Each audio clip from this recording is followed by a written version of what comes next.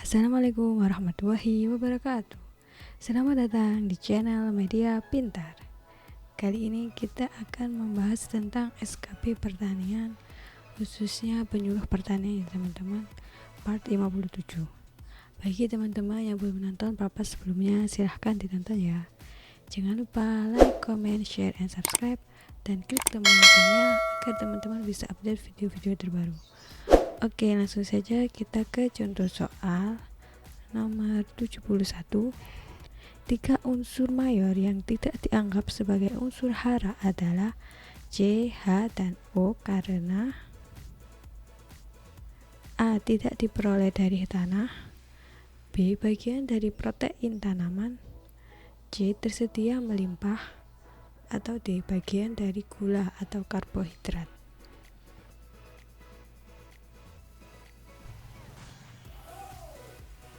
Oke, kita bahas ya teman-teman.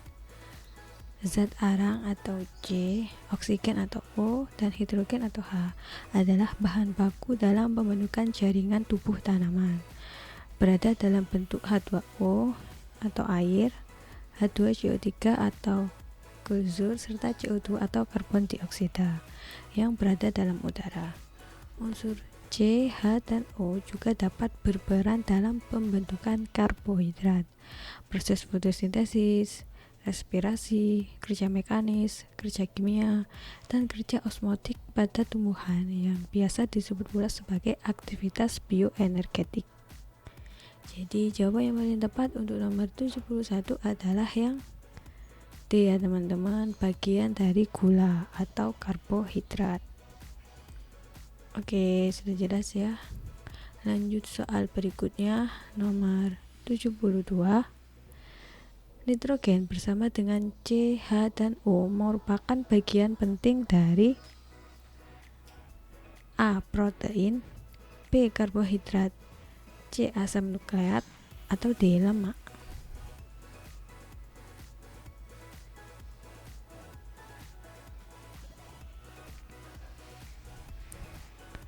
Oke, kita bahas ya teman-teman.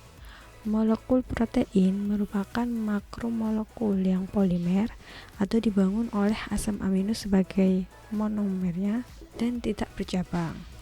Tersusun dari unsur-unsur karbon atau C, hidrogen atau H, oksigen atau O, dan nitrogen atau N, dan kadang-kadang disertai dengan unsur sulfur atau S dan fosfor atau P.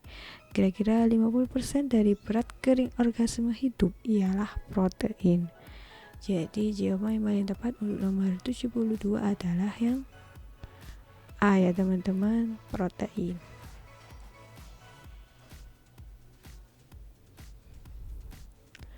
Oke, sudah paham ya. Lanjut soal berikutnya, nomor 73.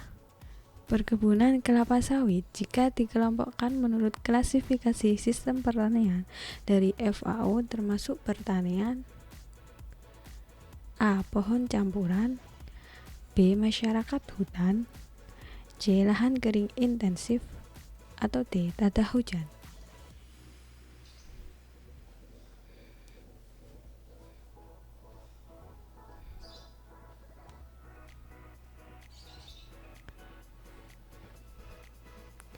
Oke, jawaban yang paling tepat adalah yang A ya teman-teman, pohon campuran. Oke, lanjut soal berikutnya, nomor 74.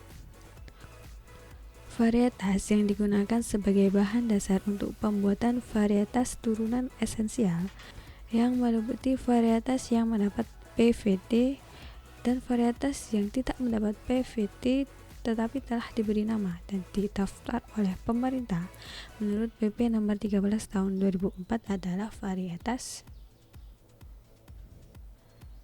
A. Varietas pembanding, B. Varietas unggul, C. Varietas lokal, atau D. Varietas asal.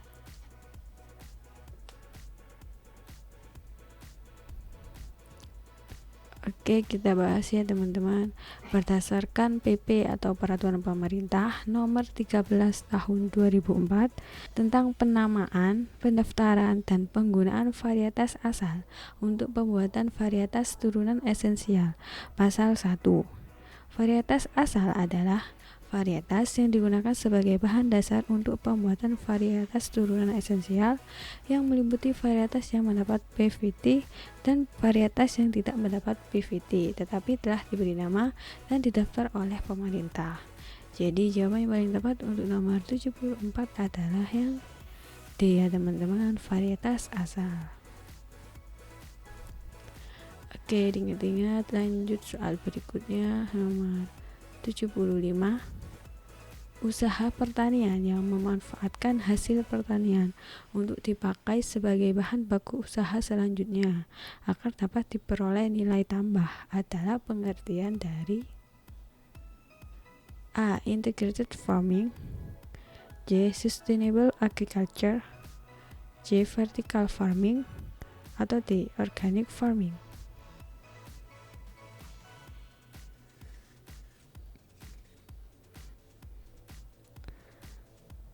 Oke, untuk A, integrated farming atau pertanian terpadu, ini salah ya teman-teman.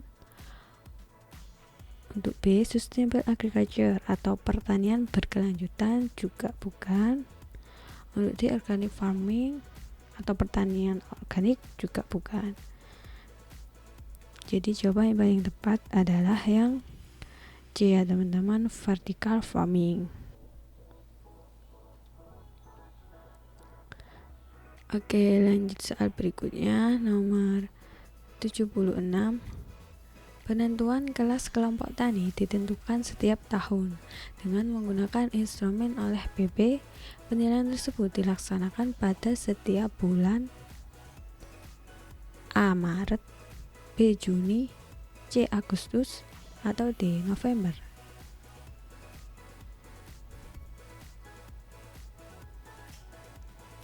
Oke, kita bahas ya teman-teman.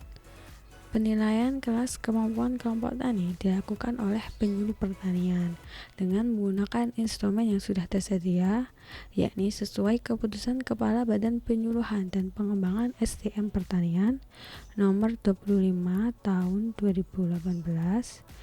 Penilaian dilaksanakan pada pertemuan rutin kelompok tani setiap tahun pada bulan November. Jadi jawaban yang paling tepat untuk nomor 76 adalah yang D ya teman-teman, November.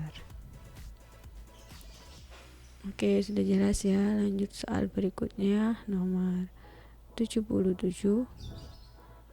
Ternak ruminansia besar terdiri atas A. Bakalan indukan dan anakan, B. Indukan anakan jantan produktif dan betina produktif, C. Indukan dan anakan, atau D. Bakalan indukan dan jantan produktif.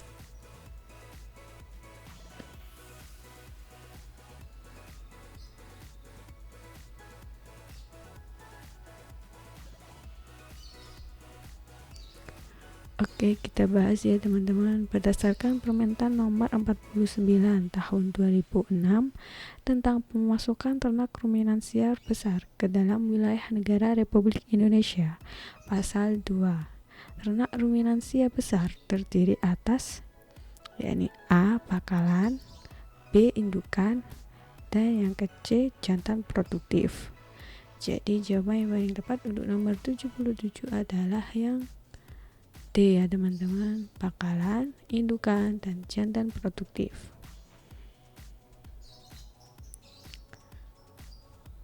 Oke, lanjut ya soal berikutnya nomor 78. Ternak ruminansia pedaging dewasa yang dipelihara selama kurun waktu tertentu hanya untuk digemukkan sampai mencapai bobot badan maksimal pada umur optimal untuk dipotong disebut A. Indukan, B. Jantan produktif, C. Bakalan, atau D. Ternak produktif.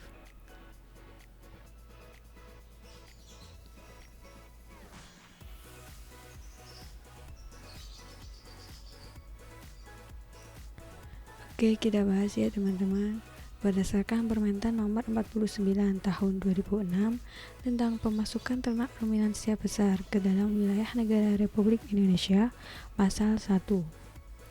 Pakalan ternak ruminansia besar pedaging yang selanjutnya disebut pakalan adalah ternak ruminansia pedaging dewasa yang dipelihara selama kurun waktu tertentu hanya untuk digemukkan sampai mencapai bobot badan maksimal pada umur optimal untuk dipotong. Jadi jawaban yang paling tepat untuk nomor 78 adalah yang C ya teman-teman, pakalan.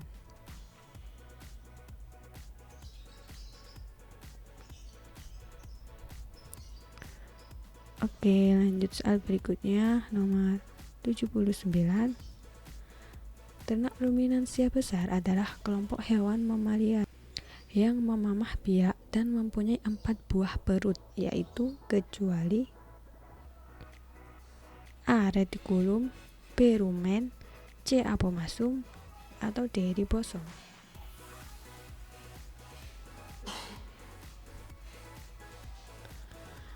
Oke, kita bahas ya teman-teman. Berdasarkan Permentan Nomor 49 Tahun 2006 tentang pemasukan ternak ruminansia besar ke dalam wilayah negara Republik Indonesia, Pasal 1. Ternak ruminansia besar adalah kelompok hewan mamalia yang memamah biak dan mempunyai 4 buah perut, yaitu retikulum, rumen, omasum, dan apomasum. Jadi yang bukan adalah yang D ya teman-teman, ribosom. Oke, saya paham ya. Lanjut soal berikutnya, nomor 80. Spesifikasi berat rata-rata ternak ruminansia besar sapi pakalan adalah sebesar A. 300 kg, B. 350 kg, C. 400 kg, atau D. 450 kg. Oke, kita bahas ya teman-teman. Berdasarkan Permentan Nomor 49 Tahun 2006 tentang pemasukan ternak ruminansia besar ke dalam wilayah negara Republik Indonesia, Pasal 15 Ayat 1, spesifikasi ternak ruminansia besar sebagaimana dimaksud dalam Pasal 5 huruf C untuk sapi pakalan sebagai berikut. Yakni poin A, berat badan rata-rata maksimal 350 kg berdasarkan pemberitahuan impor barang atau PIB.